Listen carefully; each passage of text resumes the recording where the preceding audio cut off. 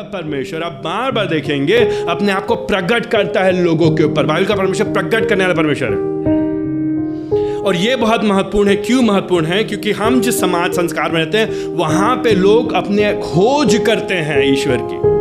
वो सोचते हैं कि हम पालेंगे किसी तरह से, हम किसी तरह से मेहनत करके हम पालेंगे।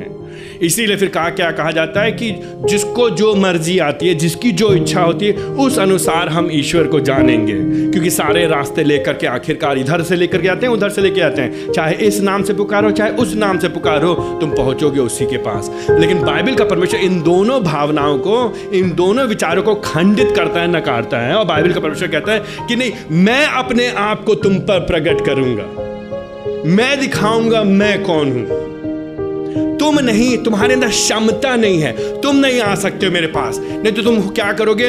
उन अंधे लोगों के समान होगे जो हाथी के पास आते हैं और हाथी को छूने की कोशिश करते हैं और हाथी को समझने की कोशिश करते हैं। उन्होंने कभी देखा नहीं, हाथी को देख नहीं सकते हैं, उन्होंने सुना नहीं हाथी के बारे में, जानते नहीं है ये बाहर का कोई जानवर है, उनके यहाँ आया, उनके समाज में पहली बार उनके गाँव में आया और ये हाथी को पकड़ रहे सारे अंधे लोग। तो एक अंधा पकड़ कह रहा है, जो उसके पेट को पकड़ रहा है, कह रहा है ये तो बड़ी दीवार के समान है जो भी जानवर है, और जो उसकी पूंछ को पकड़ रहा है ये तो रस्सी के समान है जो भी है ये। और फिर उसके पैर को पकड़ के कह रहा है, दूसरा कह रहा है, तीसरा कह रहा है अरे ये तो खंबे के समान है।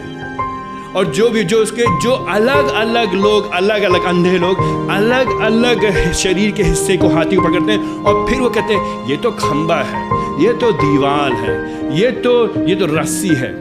और तो सब कहते हैं अच्छा तुमको लगता है रस्सी है तो रस्सी होगी, तुमको लगता है खंबा है तो तुम्हारे लिए खंबा होगा, अगर तुमको लगता है दीवार है तो तुम्हारे दीवार होगा। समस्या इस कहानी में है कि ये सब अंधे हैं, ये सब अंधे हैं। और हाथी बोल नहीं सकता है, वो बोल नहीं सकता कि मैं खंबा नहीं हूं, मैं रस्सी नहीं हूं, मैं दीवार नहीं हूं, मैं तो हाथी हूं। बाइबल का परमेश्वर अंधा नहीं है, बाइबल का परमेश्वर बहरा नहीं है, बाइबल का परमेश्वर गूंगा नहीं है, वो प्रकट करता है, वो अपने आप को प्रकट करता है। और जो हम और आप अंधे हैं, हमारी आत्मिक आंखों को खोलता है और फिर हम देख नहीं पाते हैं कि बाइबल का परमेश्वर अद्वैत है, वो उसके जैसा कोई है नहीं, वो अनोखा है, वो आरंभ से है, उसका कोई आरंभ नहीं, उसका कोई अंत नहीं है।